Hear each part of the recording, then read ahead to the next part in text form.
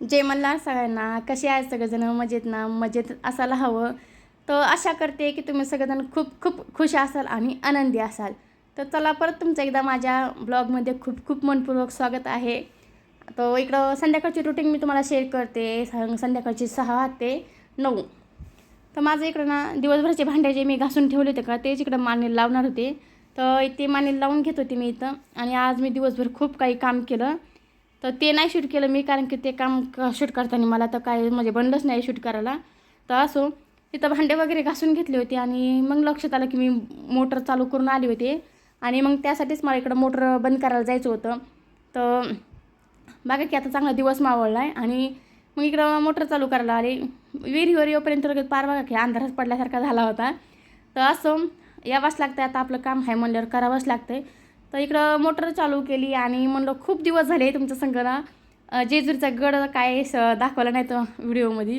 तर बघा किती छान वातावरण झाले आणि आता वर मंदिराचे लाईटं वगैरे पण लावून घेतले आहे. दिवस मावळला की देवाच्या लाईटं पण लावतात लगेच. आणि विहिरीवरनं आले आणि लगेच जारच्या रूममधले पण लाईटं टाकून घेतले आणि इकडं मला मशीन चालू करायची होती. तर लगेच इकडं मशीन पण चालू करून घेतली. आता संध्याकाळचं पण हे काम ना तेच करत असते, पण त्यांची थोडी तब्येत बरी नव्हती, त्याच्यामुळं हे मशीन वगैरे चालू करायचं आज माझ्याकडंच काम होतं. तर असो इकडं मशीन चालू करून घेतली आणि स्वयंपाकाला पण उशीर झाला होता. तसं स्वयंपाक जास्त काय नव्हता करायचा, आपला थोडाच करायचा होता. पण यांना पण बाहेर जायचं होतं, त्यासाठी म्हणलं लवकर स्वयंपाकाला लागावा. पण कामात काम असे काम असतात ना माझे, तर मला अजिबात काम असं म्हणजे माझं लवकर उरकतच नाही कोणतंच. आता मशीन चालू केली म्हणलं स्वयंपाकाला लागावा. तर गिऱ्हाईक सुरू झालेत आणि यांची थोडी तब्येत बरी नसल्यामुळे हे झोपले होते. मग म्हणलं नको यांना जास्त ताण द्यायला. मग मीच इकडं गिऱ्हाईकाचे पैसे वगैरे घेत होते. इकडं मी गिऱ्हाईकाचे पैसे ते घेत होते, पण माझ्या मुली खरंच ना खूप शांत आहे बरं का तसं. तर बघा इथं तिघीजणी पण बाहेर ना मस्त अभ्यास करत बसल्या होत्या.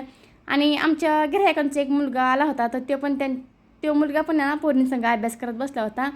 तर असं लगेच इकडं मी ना मेथीची भाजी करून घेतली अशी. तर आता मेथीची भाजीचं मी नाही दाखवलं, कारण की उशीर झाला होता आणि पोरींना पण भुका लागल्या होत्या. तर मेथीची भाजी पण करून घेतली आणि इकडं लगेच कणिक पण मळून घेतलं होतं मी. तर म्हणलं आता लगेच चला चपात्या करायला लागावा. त्यासाठीच मस्त इकडं लगे तवा पण ठेवला शेगडीवर.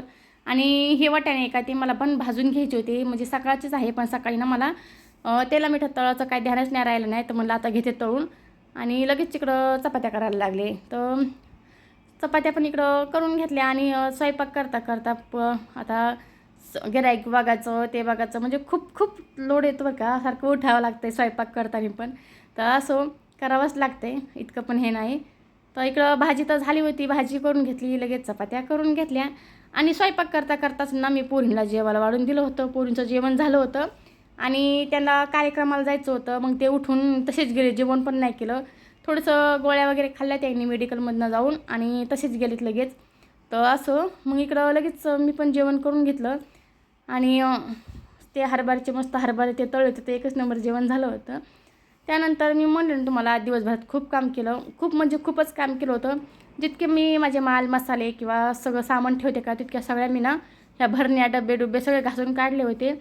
आणि म्हणजे असं सारखं मी घासत असते, पण आज म्हणलं घ्यावा सगळे घासून. खूप दिवस झाले मी ना घासलीच नव्हते, खूप खकाना झाल्यासारखं झालं होता.